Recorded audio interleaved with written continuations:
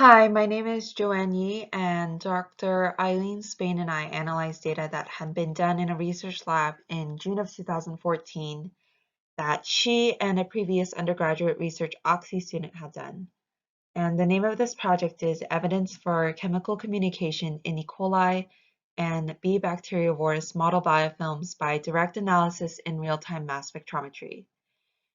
So Dello is a gram-negative bacteria that was isolated in the early 1960s, and it preys on other gram-negative bacteria such as E. coli.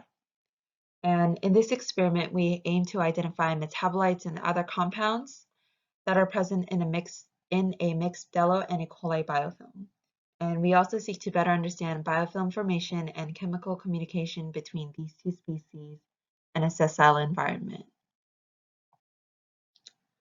So the data collected in 2014 consists of DART-MS data from both E. coli biofilms and mixed E. coli Dello biofilms. And we compare the compounds detected in these biofilms at an elevated instrument temperature. And to specifically identify the master charge peaks, we use the ECMDB website. And this website contains a vast collection of E. coli metabolites and compounds. And it's possible to search the metabolites and compounds by inputting various data.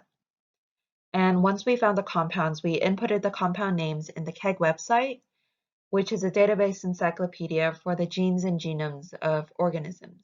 And the goal of this was to find whether the compounds were produced in the HD100 Dello metabolic pathway. So DART-MS stands for Direct Analysis in Real-Time Mass Spectrometry, and it is the technique that is used to analyze a variety of samples at atmospheric pressure. And in DART-MS, there is an ion source that produces excited species of gas that ionizes atmospheric molecules. And the ions that are generated from this interaction will undergo ion-molecule interactions that result in analyte ions. And DART ionization will produce either positive or negative ions. And the resulting graph will show the mass-to-charge ratio, which is indicated by M/Z, and the relative abundance of the mass-to-charge ratio. And for this experiment, the positive ion mode was used, and this produced predominantly protonated molecules. So if you look at figure 2, this shows the mixed E. coli Dello biofilm, and this resembles a fried egg. This is due to Dello forming two distinct populations that have segregated from one another. And the two distinct populations of Dello produce different compounds that results in the color difference that is seen on the Petri dish. Figure 3 shows the Dello predatory life cycle, and there are roughly 7 stages that describes its lifestyle. And it is known that Dello encounters its prey through a predator-prey collision and attaches to its prey before invading the prey itself to consume and reproduce. So 2 of the compounds that were found in the mixed biofilm in figure 4 were sucrose and S-adenosyl homocysteine. And sucrose is involved in galactose metabolism, starch and sucrose metabolism, and in the phosphotransferase system.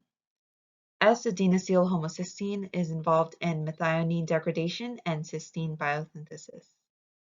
Figure 5 shows the compounds that were found in the mixed biofilm at 2 times the normal zoom on the master charge graph.